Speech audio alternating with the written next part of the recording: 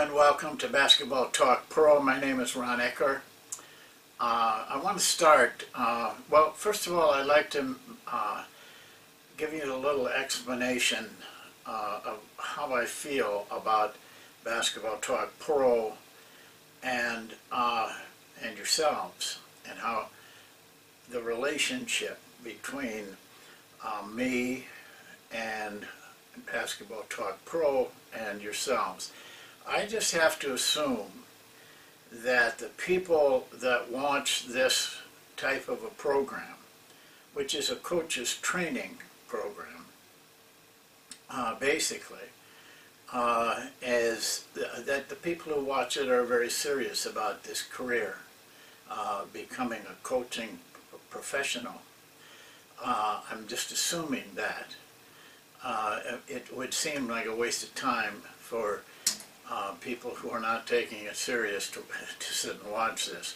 So I have to take that into consideration in everything I do. How I plan for the video, how I plan for other activities connected with Basketball Talk Pro. And I just want you to know that though it's a free program for you all, it is not free for Basketball Talk Pro. And so in order to try to fund what we need to do with Basketball Talk Pro and get it in your hands so that you can use it, there are some things that we have to do. One of them is we developed a couple products measuring basketball performance, which is a very, very important part of your career. And now we put together 165 videos and a training, a coach's training program within that. This helps us to expand Basketball Talk Pro and do more things with it and make it more viable for you.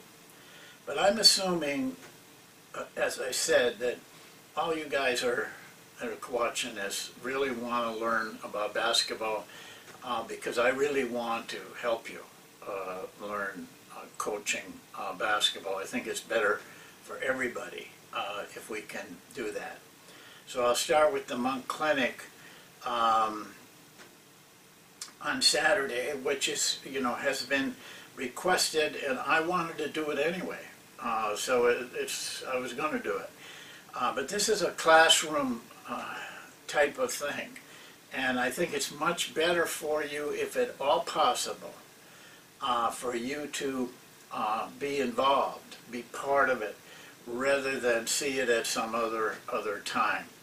And sometimes you have to make arrangements. Sometimes there's going to be conflicts. Well, you can opt in either way, but if you're really interested in this as a profession, you should opt in the direction that helps you be a better coach. So Saturday, 12 o'clock at noon Eastern Standard Time, make sure you know your time zones. We will start, it'll go about 45 minutes to an hour. I think it would be very worthwhile for you to attend. If you can at all try to make arrangements. Maybe the things that you have a commitment to aren't quite as important to you. And then I wanted to talk to you about the library, the Coach's Learning Library. If you cannot take this and order it because of funds, please talk to me. Call me on the phone, 440-346-0037. It's also on the email. I don't want to deal with this emailing. I want to deal personally with you. I will help. I want to put this into as many hands as I can possibly do, because I know that it's very, very valuable to any coach. We've now put within that hard drive a program for training. You can use it on yourself, and you should. Or you can use it with the people around you. It's possible to have the school buy it, and I'm going to approach schools on that. But as a coach, you should have your own. You should have it with you all the time. You can take it from the hard drive, put it onto your own computer, and have it so that you can look up something anytime you need to. A lot of the questions, a lot of the comments that came in the survey, which I'm getting to next, were really should be answered with videos that are in that and what we've already done. So give it some thought. You're really serious about this. I'll work with you. We'll figure out some way you can get this now, not down the road, because you might forget. Now you should get it and have it, and so that you can be learning and training right now. Call me, 440-346-0037. I want to move now to the survey. I'm just going to talk to one comment that was made, and that comment was, keep it to 15 minutes. I was very adamant that that was important to them. You know, I deal with two companies, GoToMeeting and Constant Contact.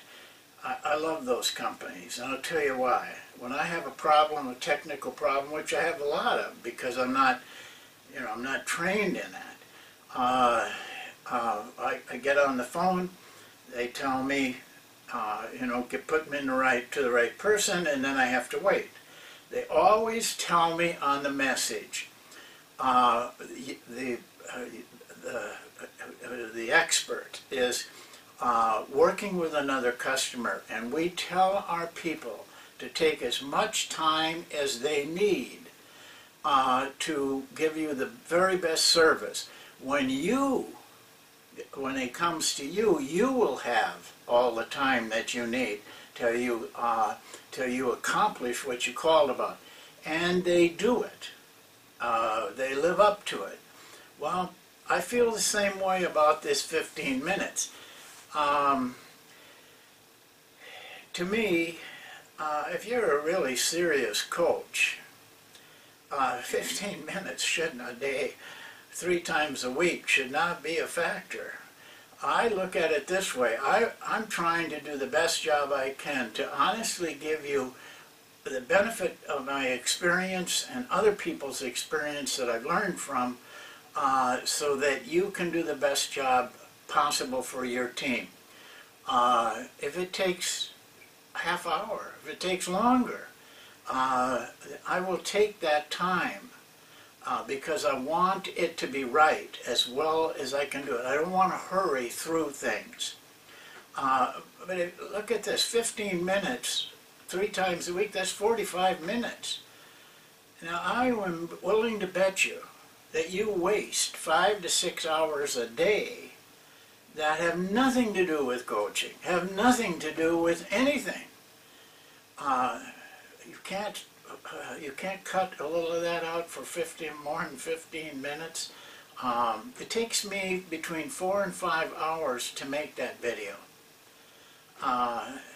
That's like 13 to 15 hours a week that I put into this. I would think 15 minutes or more, whatever it takes to do the job right, is more important than you watching TV or whatever you do with those hours. Well, you have the time. You have the time if you're serious about this. You can do the whole video and learn from it the best you can. Now we're talking about conditioning. That's one of the things that was requested in the survey, and I have thought about it a number of times, but never really made a video out of it, so I'm going to go over it now.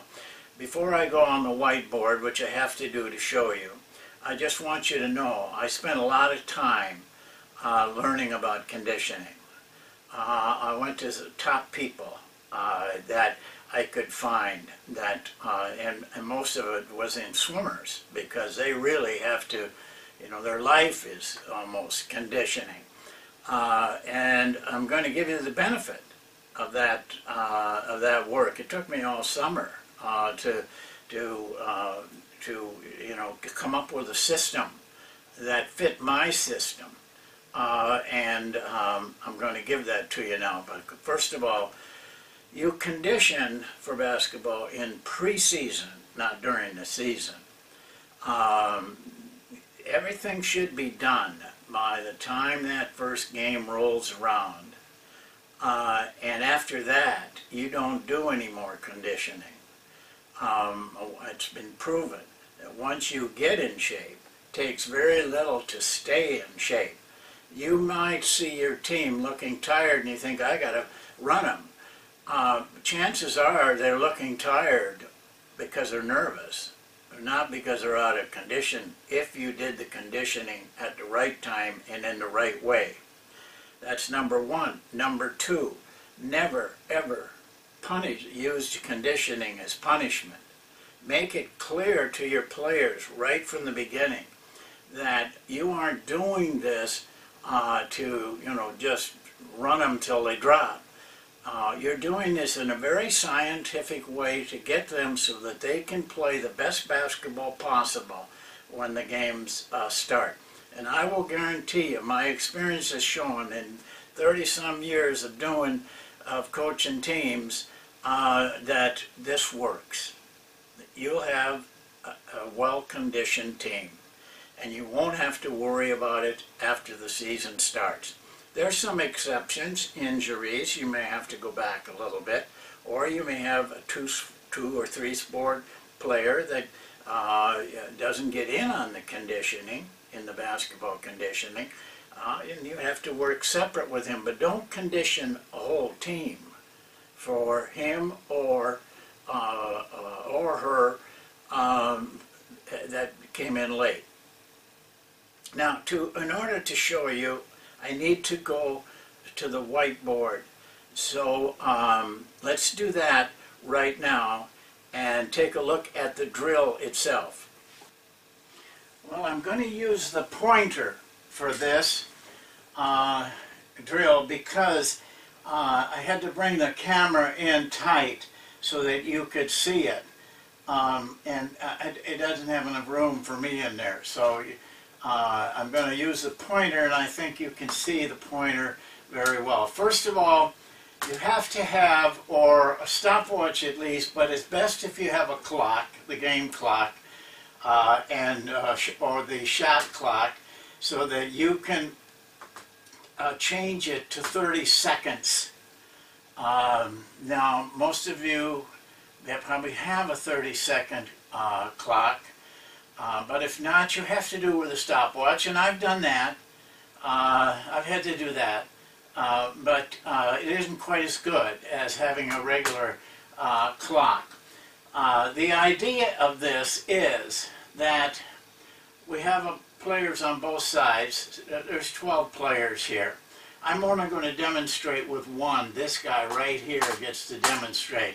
And I always start at the beginning of the year with a demonstration by one of the players, and I kind of pick out the player I want to do it. So they have 30 seconds to complete this drill. Starting with this guy, the clock starts. He goes to the half court, past that free throw line area, goes to the half court, back and touches the end line here, then goes to the free throw line on the other side, extended free throw line, touches there, back to the end line and touches, then all the way down to the to the end line on the other side, touches, comes back, touches the end line, comes out to the free throw line, and back. Now I do it that way because when that 30 seconds is up for this group here, then this group starts their 30 seconds going the other way. And usually we get people out of the way if we wait for this one at the end. If this is the last one, there's going to be people in the way. So this clears that area for us. So now this group does that formation. They come in. They need to make it in 30 seconds. Then this group starts at the 30-second mark, and they do the same thing in the other direction. The clock goes off, then this group goes again, then this group goes again, until we finish the drill. A couple of coaching points here.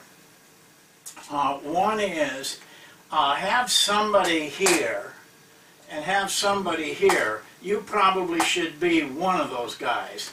The head coach should. But the other one should be here. Here's the problem. These guys are going to really get edgy and want to get going a little bit quicker so that they maybe get 35 seconds to get in. You've got to hold them here and tell the clock, if you're using a clock, otherwise the signal go works. The head coach should have a stopwatch and he should say go. On go they can go, or on the horn they can go, but they don't let them cheat out. I'll guarantee you they will try to do that. The other problem is touching the lines. A lot of them will stop short and go on back.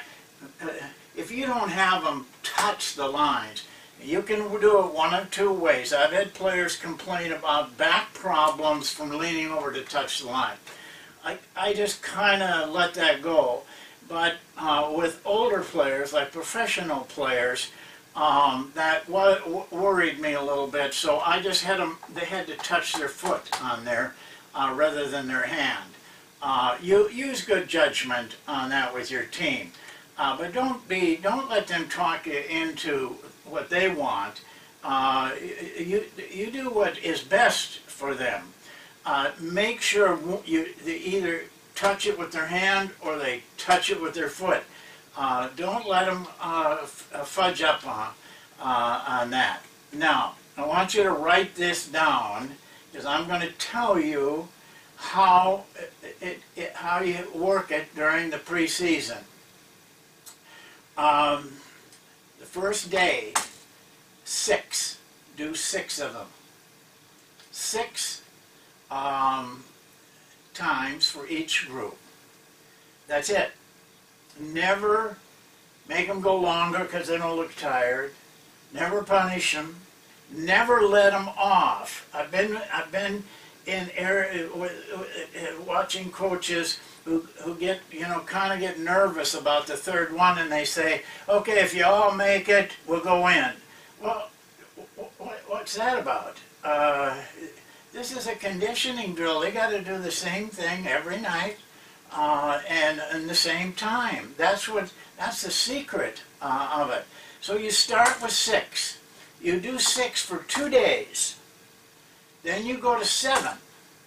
And you do 7 for 2 days. Then you go to 8. And you do 8 for 2 days.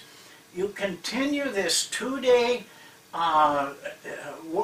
staying with one of the numbers and move up one at a time until, now listen to this, until you get to 11. That's as far as you go. 11 is 1 mile of this.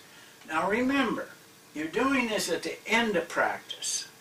They've already done a lot of conditioning by the time they get to this drill. Never do it more than once a day. If you're having 2 a days, pick out 1 and do it, but the other one you don't do it. So they are getting in shape, but this is a mile of getting in condition. Now, listen to this. When they get to 11, they do it for 2 days. Then you come down to 10, 2 days, 9, 2 days, 8, 2 days, and you're done. That's it. They don't condition anymore. And by that time, you should probably have somewhere around a week left, hopefully, of your season. Go to bed at night feeling at peace. Your team is in very good shape. And they will play hard for you during the season. If they're not playing hard, there's some other reason than conditioning. Remember, nervousness makes players lethargic. You have to see that. You can't accept it, but it isn't because of they're out of shape. It's because of they either nervous or sick or something. So don't start to believe, well, I got to go back to conditioning. Or they take 4 days off for Christmas, or 5 days, or 6 days. Don't worry about it. They're not going to lose conditioning over that period of time. When they come back, it may take a little while before they're really going hard, but they're in shape. Well, that's it for conditioning, and I hope if you run this drill every year, you'll be very happy. I can assure you of that. So we'll see you next time, and thanks for watching. Thanks for listening.